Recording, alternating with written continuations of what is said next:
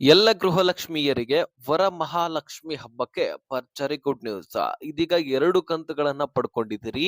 ಮತ್ತೆ 2 ಕಂತುಗಳನ್ನ ನಿಮ್ಮ ಖಾತೆಗಳಿಗೆ ಜಮಾ ಮಾಡ್ಲಿಕ್ಕೆ ಸರ್ಕಾರ ಸಿದ್ಧವಾಗಿದೆ.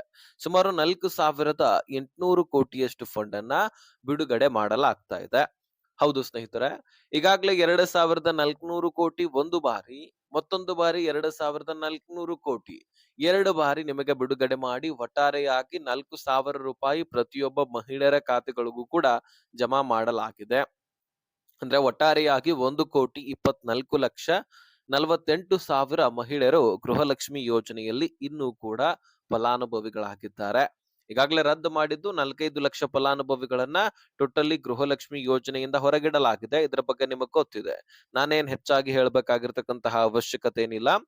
ಆದ್ರೆ ಇಲ್ಲಿ ಮುಖ್ಯವಾಗಿ ಬಹಳಷ್ಟು ಲಕ್ಷಾಂತರ ಫಲಾನುಭವಿಗಳು ಈ ಗೃಹಲಕ್ಷ್ಮಿ ಯೋಜನೆಗೋಸ್ಕರ ವೇಟ್ ಮಾಡ್ತಿದ್ದಾರೆ. 4 ಕಂತುಗಳು ಪೆಂಡಿಂಗ್ ಉಳಿದಿದ್ವು. ಅದರಲ್ಲಿ ಈಗ ಕೇವಲ 2 ತಿಂಗಳ ಹಣ ಮಾತ್ರ ಜಮಾ ಆಗಿದೆ. ಹಾಗಾದ್ರೆ ಇನ್ನು 2 ತಿಂಗಳ ಹಣ ಬರಬೇಕಲ್ವಾ ಅಂತ ಪ್ರಶ್ನೆ ಮಾಡ್ತಾ ಇದ್ರಿ. ಹೌದು, ಈಗ ನಿಮ್ಮ ಖಾತೆಗಳಿಗೆ ಜಮಾ ಆಗ್ತಾ ಇದ್ದು.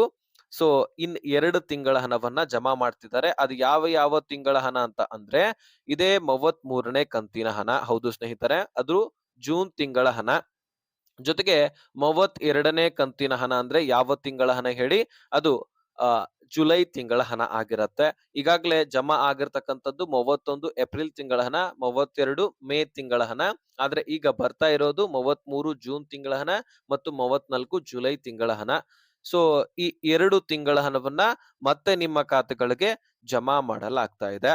ಸೊ ಪ್ರತಿಯೊಬ್ಬ ಮಹಿಳೆಯರು ಕೂಡ ವೇಟ್ ಮಾಡ್ತಾ ಇದ್ರಿ. ಸುಮಾರು 8,000 ಜಮಾ ಆಗಬೇಕಾಗಿದ್ರೆ ಇಷ್ಟು ದುಡ್ಡು ಜಮಾ ಆಗಿದ್ದೆ ಆದ್ರೆ ನಮಗೆ ತುಂಬಾನೇ ಹೆಲ್ಪ್ ಆಗತ್ತೆ. ನಮ್ಮ ಮಕ್ಕಳ ವಿದ್ಯಾಭ್ಯಾಸಕ್ಕಾದ್ರೂ ಇದು ಬಹಳ ಹೆಲ್ಪ್ ಆಗತ್ತೆ ಅಂತ ಕೇಳ್ತಾ ಇದ್ರಿ.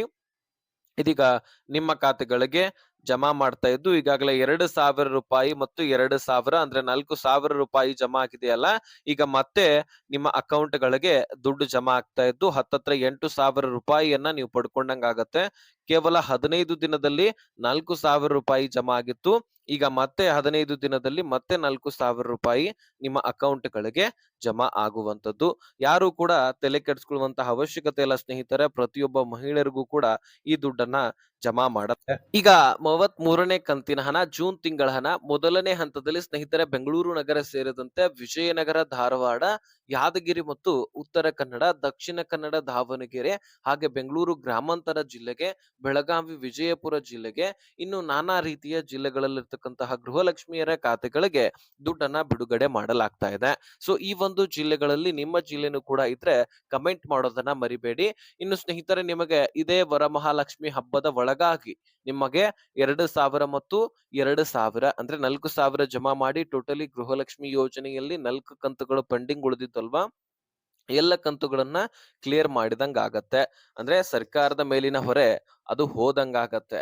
ಈ ವರ್ಷದಲ್ಲಿ ನೀವು ಗಮನಿಸಿರಬಹುದು, ಬಜೆಟ್ ಮಂಡನೆ ಮಾಡುವಾಗ ಸಿಎಂ ಸಿದ್ದರಾಮಯ್ಯನವರು ಸಿಎಂ ಆಗಿದ್ದು, ಸಿದ್ದರಾಮಯ್ಯನವರು ಇದ್ರು. ಆ ಸಂದರ್ಭದಲ್ಲಿ ಬಜೆಟ್ ಮಂಡನೆ ಆಗಿತ್ತು. ನಿಮಗೆ ಜ್ಞಾಪಕ ಇರಬಹುದು, ಮಾರ್ಚ್ 6ನೇ ತಾರೀಕು ಸಂದರ್ಭದಲ್ಲಿ ಆಗಿತ್ತು.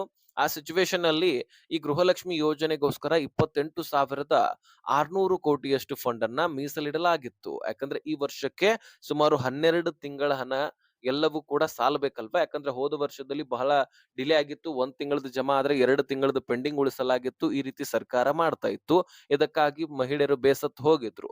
ಅದಕ್ಕಾಗಿ ಈ ಬಾರಿ ಯಾವುದೇ ರೀತಿ ದುಡ್ಡಿನ ಕೊರತೆ ಇರಬಾರದು, ಎಲ್ಲ ಮಹಿಳೆಯರಿಗೂ ಕೂಡ ಅವರ ದುಡ್ಡು ಸೇರಬೇಕು, ಪೆಂಡಿಂಗ್ ಉಳಿಬಾರ್ದು ಅಂತ ಆಲ್ರೆಡಿ ಬಜೆಟ್ ಮಂಡನೆಗಿಂತ ಮುಂಚಿತವಾಗಿನೇ ಸಚಿವೆ ಲಕ್ಷ್ಮಿ ಹೆಬ್ಬಾಳ್ಕರ್ ಅವರು ಮನವಿ ಮಾಡ್ಕೊಂಡಿದ್ರು.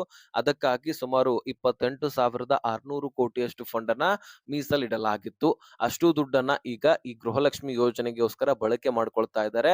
1 ವರ್ಷಕ್ಕೆ ಯಾವುದೇ ರೀತಿ ಕೊರತೆ ಇರೋದಿಲ್ಲ. ಈಗಾಗಲೇ ಪೆಂಡಿಂಗ್ ಉಳಿದಿತ್ತು. ಆದ್ರೆ ಯಾವ ಕಾರಣಕ್ಕಾಗಿ ಅಂದ್ರೆ ಸಿಎಂ ಬದಲಾವಣೆ ಅಲ್ಲೇ 1 ತಿಂಗಳು ಅಥವಾ 2 ತಿಂಗಳು ಹೋಯ್ತು. ಅದಾದ ಬಳಿಕ ನಿಮ್ಮ ಗಮನದಲ್ಲಿದೆ, ವೆರಿಫಿಕೇಶನ್, ಪರಿಷ್ಕರಣೆ, ಎಲ್ಲ ಮಹಿಳೆಯರನ್ನ ಹೊರಹಾಕೋದು, ಡಾಕ್ಯುಮೆಂಟ್ಸ್ ವೆರಿಫಿಕೇಶನ್, ಬಯೋಮೆಟ್ರಿಕ್, ಇದೆಲ್ಲ ಕಾರಣಗಳಿಂದಾಗಿ ನಿಮಗೆ ಇನ್ನಷ್ಟು ಡಿಲೇ ಆಗಿ ಈಗ ನಿಮ್ಮ ಖಾತೆಗಳಿಗೆ 2 ತಿಂಗಳ ಹಣವನ್ನ ಕ್ಲಿಯರ್ ಮಾಡಿದ್ದಾರೆ.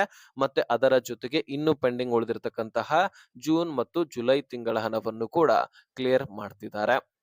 ಹಾಗಾದ್ರೆ ನಿಮಗೆ ಯಾವ ಯಾವ ತಿಂಗಳ ಹಣ ಜಮಾ ಆಗಿದೆ ಮತ್ತು ನಿಮ್ಮ ಜಿಲ್ಲೆ ಯಾವುದು? ಮತ್ತೆ ನಿಮ್ಮ ಅಕೌಂಟ್‌ಗಳಿಗೆ ದುಡ್ಡು ಬರ್ತಾ ಇದೆಯಾ ಅಥವಾ ಇಲ್ವಾ? ಅದನ್ನು ಕೂಡ ಏನ್ ಸಮಸ್ಯೆ ಆಗಿದೆ ಕಮೆಂಟ್ ಮಾಡಬಹುದು. ನಾನು ಎಲ್ಲರ ಕಮೆಂಟ್ ಅನ್ನ ನೋಡ್ತೀನಿ. ಸೊ ನಿಮಗೆ ಏನ್ ಪರಿಹಾರ ಒದಗಿಸಿ ಕೊಡಬೇಕಾಗಿದೆ ಸರ್ಕಾರ ಅಥವಾ ನಿಮ್ಮಲ್ಲಿ ಏನ್ ತೊಂದರೆ ಆಗಿದೆ ಅದನ್ನ ಯಾವ ರೀತಿಯಾಗಿ ಸರಿಪಡಿಸ್ಕೊಳ್ಬೇಕು ಮತ್ತೆ ಗೃಹಲಕ್ಷ್ಮಿ ದುಡ್ಡನ್ನ ನೀವು ಪಡ್ಕೊಳ್ಬೇಕಂದ್ರೆ ಏನ್ ಮಾಡ್ಬೇಕು? ಎಲ್ಲವೂ ಕೂಡ ನಾನು ಮತ್ತೊಂದು ವಿಡಿಯೋದಲ್ಲಿ ತಿಳಿಸ್ತೀನಿ. ಅದಕ್ಕಾಗಿ ನಿಮ್ಮ ಅನಿಸಿಕೆಗಳನ್ನ ಕಮೆಂಟ್ ಮಾಡಿ ಅಥವಾ ನಿಮ್ಮ ಪ್ರಾಬ್ಲಮ್ಸ್‌ಗಳನ್ನು ಕೂಡ ಕಮೆಂಟ್ ಮಾಡಿ. ಓಕೆ. ಈ ಇನ್ಫಾರ್ಮೇಷನ್ ಎಲ್ಲ ಗೃಹಲಕ್ಷ್ಮಿಯರಿಗೆ ಶೇರ್ ಮಾಡಿ ಅವ್ರಿಗೂ ಕೂಡ ಕ್ಲಾರಿಫಿಕೇಶನ್ ಸಿಗ್ಲಿ.